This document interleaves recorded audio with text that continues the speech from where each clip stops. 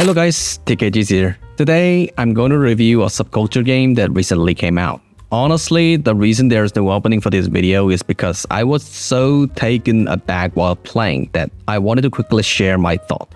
Anyway, let's get right into it. The game I'm going to review in today's video is Starsavior. Starsavior is developed by the game company called Studio Beside, which you might not be familiar with, but they previously made somewhat popular game called Counterside. Of course, the game I'm reviewing today has a completely different setting, but since it is from the same company and same director, you can occasionally spot elements from Counterside sprinkled throughout. And above all, this game shares the same player-unfriendly tendency as Counterside.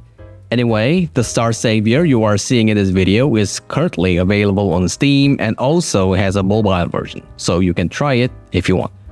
To be honest, my conclusion is that it is the game you shouldn't play, or at the very least, if you do play it, I strongly recommend not spending any money on it. Right now, Starsavior is structurally a game that's quite unfair to its player. At least anyone who's played a few subculture games will immediately notice this. First of all, Starsavior is essentially a mishmash of systems from various games. The problem is, it seems to have taken only the worst aspect from those games and put them together. To put it a bit more nicely, it feels like they combined these systems without truly understanding them. So the many borrowed mechanics don't match well and ultimately detract from the core enjoyment of the game. First, let's talk about the journey mode. Starsavior uses a training and support card system similar to Wamusume. This issues that this journey system is extremely stressful for players. For starters, penalties appears very frequently. The main goal of this journey is to train your characters and ultimately pass a final test, but the process is extremely unforgiving. If you fail a few times or fall behind in levels, it is basically over for that run. Honestly, if your leveling didn't go well, it's usually better to just quit and start over from the beginning.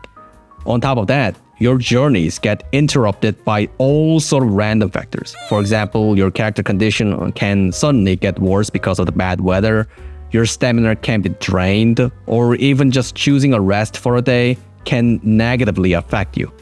These kind of events happens far too often. If that were all, it wouldn't be so bad. But Starsavior also has something called Arcana cards, 5 support cards you need to use. Honestly, these are the big source of pressure for players. First, all 5 cards must be your own. In other words, you cannot borrow a well-trained card from a friend. Second, and most importantly, these Arcana cards have no ceiling system. That's right, there's no ceiling. Even if you do 100 or even 1000 pulls in the gacha, you might not get the card you want. Since there's no way to specifically target the Arcana card you want and no ceiling system, no matter how much money you spend, you have no real control over what you get.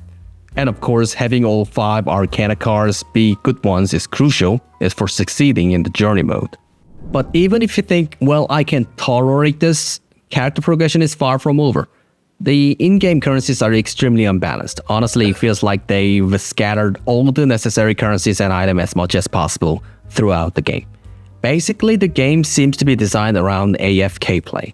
The problem is, the amount of in-game currency you get from just AFK is ridiculously insufficient compared to the requirements for raising a specific character. For example, take gold. Gold is used for leveling up your character called Savior, as well as enhancing their equipments, engravings or crafting gear, making materials, and even for leveling up support cards like Arcana. The amount needed is just brutal. Realistically, you either have to wait a long time to collect Noah's support funds or just ends up buying it with real money. And now that I think of it, you might ask if at least the AFK battle system is well made. Honestly, it isn't. This is the game's most basic in-game combat. It is turn-based, but there's really nothing for you to do. You just keep spamming the strongest skill 3, then skill 2, and then basic attacks to fill up skill 3 again. There's no way to move your turn ahead of the enemies through intervention, nor can you nullify attacks using your deck effects. Meanwhile, our enemy, the Void, is different. It does everything to beat the player. gives itself shields, pushes your turn back to get its own turn faster, and its normal attack have all sorts of effects for extra skill spamming. Our only strategy is this: just raise your combat power higher than theirs. Simple, right? It is so simple, it is almost maddening. And the prime example of how character progression is all over the place is the equipment system. Sure, even in DK, equipment and their effects are pretty scattered. For example, with company or re-rolling effect. But at least there, things are more defined, so players only need to focus on leveling up and upgrading gear. In Starsavior is on the whole different level. You have to match set bonuses.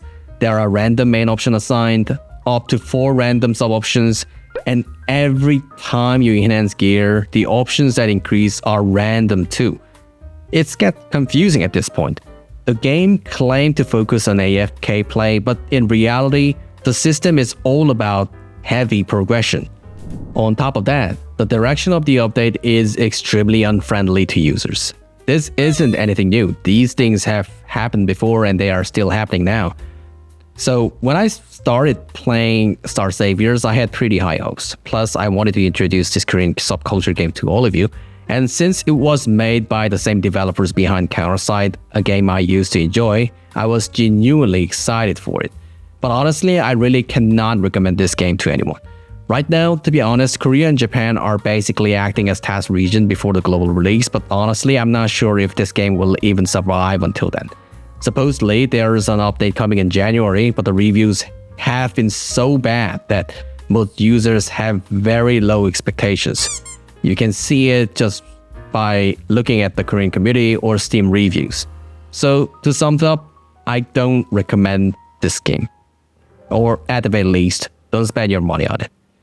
Anyway, that's it for this video. Somehow, it's already a new year, so I hope everyone has a happy 2026.